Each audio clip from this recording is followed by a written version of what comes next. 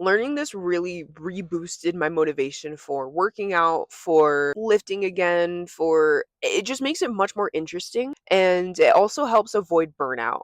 Good morning, everybody. Welcome to the Icon Edit, the show where we are becoming unbelievably gorgeous, disgustingly overeducated.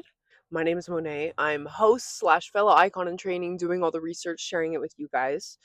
Be sure to invite all our fellow icons in training. I'm trying to build a super community of super hot, super amazing, super intelligent, super motivated women who build off of each other, right? So share anything you know on the subject today in the comments, and let's build our super community, guys. I am sitting here at like 5:30 in the morning. This is my fifth time recording this episode because I keep stammering. I keep saying the wrong words. I can't talk this morning. I'm struggling pretty much. And I'm in a really scary spot. I'm just off the side of the road and it's so dark outside, so I can't really see outside my window. So there's been multiple times where I've just been so scared. I don't know. It's scary. But anyway, I have a delicious butter pecan latte with me today. I'm taking a little bit easier today, treating myself in the morning, but I'm also not fasting right now due to my hormones. Taking a nice chill day, going to the gym, doing a very recovery oriented Pilates episode, which this is kind of segueing into my topic today.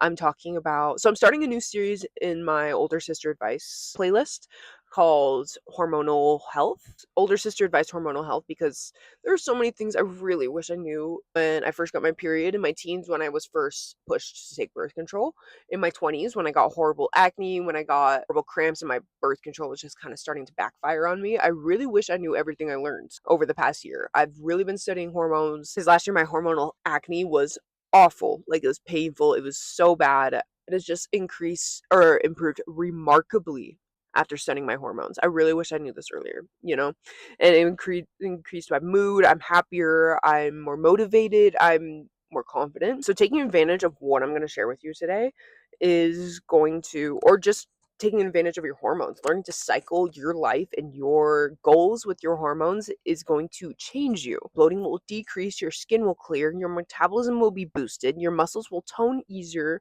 and you will find more social and personal motivation.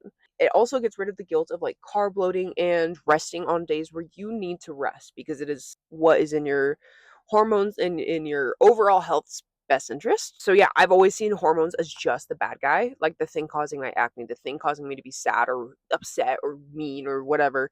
But the truth is, when you cycle them, they're really our biggest superpower. You control your hormones, you control your life, because your hormones control your life. Especially as a woman, we have to just accept, like, hormones are a huge part of our mental, emotional, physical health abilities, everything. It just is what it is. So if you learn to take advantage of that, gotten the ultimate health and everything hack, pretty much. So let's get into it. The menstrual cycle has 4 phases. I didn't even know this. This is just a simple breakdown. It has 4 phases: menstrual, follicular, I don't know, ovulatory, and luteal. Each of these phases involve different levels of estrogen, progesterone, and testosterone. And these all affect your energy levels, strength, endurance, mood, motivation, and recovery speed. So basically everything, right? Like, think of how many things in your life aren't motivated or influenced by those things I just mentioned. If you sync your workouts to these hormonal patterns, you support your metabolism, your performance, and your overall well-being. Today I'm focusing on how to cycle your workouts to your hormonal cycle and get the most out of your workouts, and to overall just improve not only hormonal health but everything, to tone up easier, to boost your metabolism, more energy in your workouts, and overall enjoy them more. So the first step you're going to do is download a hormone tracking app. Keep the guessing out of this. Just keep track of where you're at. It's crucial to understand what's going on with your hormones and when. Otherwise, this is just kind of guesswork. And I think that's okay too, because everything is just a certain amount of days. But just like keep the guesswork out of it. Get the app. It helps with a lot of different things too. I use Flow. I think there's a lot out there. I like Flow a lot though. It has a lot of fun features. So the second step is to learn your phases. Let's learn our phases. Okay. First is the menstrual phase. This is days 1 through 5. Okay. It's your estrogen and your progesterone. I think that's how you say it. Progesterone are at their lowest. And this causes fatigue, this causes worse cramps, this causes low motivation, and your body needs to rest and repair. In the book that I got a lot of this information from, Fast Like a Girl, she calls this the nurture phase. So you're going to do gentle yoga, stretching, very slow walks, light Pilates, and focus on circulation and comfort. Okay. And this is because low hormone levels make recovery slower. So if you do a really heavy, intense lift day, you're just not going to get the recovery speed out of it and the most out of it that you possibly could if you did it during the phases that support that kind of growth. And intense exercise can raise your cortisol and worsen cramps. So overall, just focus on blood circulation and moving on what makes you comfortable. Okay. So next, we're going into the follicular phase. This is days 6 through 13 of your phase. So what's going on with your hormones here? Estrogen and FSH, which is follicle stimulating hormones, rise. And this causes increased energy, motivation, and muscle recovery. Okay. It improves your mood as well and your coordination. So obviously, all this sounds like you're going to want to do the hard, heavy, intense workouts in this period, right? Because your body is literally ready for it. It's going to do so much better. You're more coordinated. This is a good time to try strength training, HIIT workouts, cycling, or running, and try new movements or heavier weights in this time because your body's just more coordinated. It's better at figuring out these new movements and then recovering after you had a hard workout. So it's easier to tone in this as well. Next, days 14 through 16 is your ovulatory phase. Okay, so what's going on here is your estrogen and your testosterone are at their peak. So you have the highest energy, strength, endurance, and social confidence at this point. Okay, so days 14 through 16, you are your strongest, you have the most endurance, and you have the most social endurance. So the best workouts at this time is like powerlifting, HIIT again, kind of similar to the follicular, but just save your best and PRs, like your personal records. Try to hit them at this point because that's when your body's best geared for it. So you can see how using your hormones and understanding what's going on with those is going to help you so much in your workouts and also help you enjoy them more. Like you're not going to be dreading, let's say there's this class you've been wanting to go to, the workout class, right? And you just have never really gotten the motivation or you've never really felt up to it. Save it for days 14 through 16 because you'll have the most fun. You'll be the most motivated at that point and socially confident. And yeah, you're just at your strongest. Plus, recovery is best. So 14 through 16, take advantage of this period. Plan your hard workouts here. So creepy because it's okay. God, I'm never going here again. Little face thing that focuses on you for cinematic just went outside my window. I was just like hovering outside my window and I really can't barely see. Hate this. Hate this, guys. Oh my god. But I need to finish.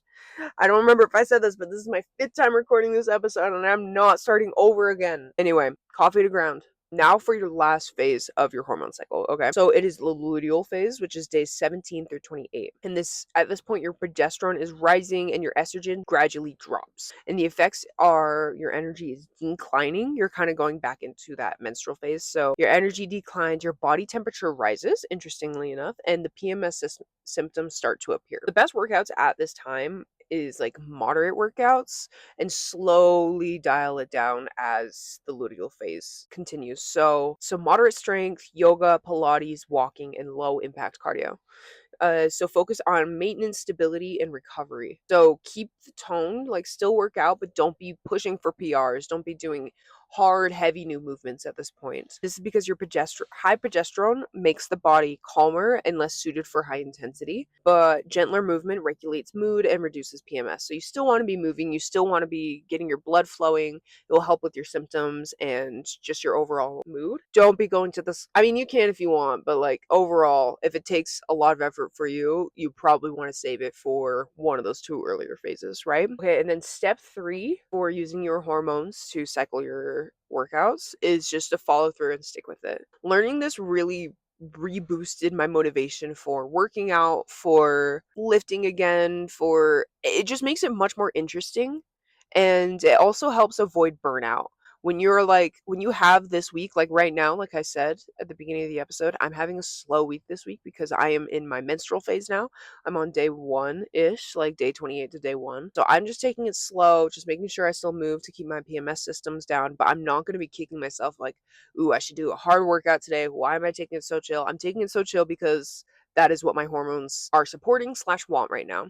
And then in like 10 days, I'm going to be doing my intense workouts. I'm going to have HIIT plans. I'm going to have like intense lifting days. And I'm probably even going to do a cycling class, which is something I hardly ever do. Just taking advantage of what I have when I have it, right? Like when my testosterone's high, I'm going to lift a lot more. So yeah, I hope you learned from this episode. I love learning about this because changing my hormones has changed my life. Or not changing my hormones, but learning about my hormones, changing my patterns for my hormones has changed my life and made me happier. I hope you guys learned from today. If you liked this episode, please subscribe, comment, like, and tell all your friends because, like I said, we want to build our community, right? I appreciate you all as always, and have an amazing day. Stay iconic, stay beautiful. In the next hormonal hack or hormonal health older sister advice episode is about cycling your fasts, which is so crazy helpful, guys. I think everyone should know about this. Fasting is kind of another superpower, and fasting to your hormones is crucial for a woman. Otherwise, your hair starts falling out, and that's when your hormones get super out of whack. So it's really crucial that you learn how to do it right for our feminine selves. Anyway, love you all. Have a great day.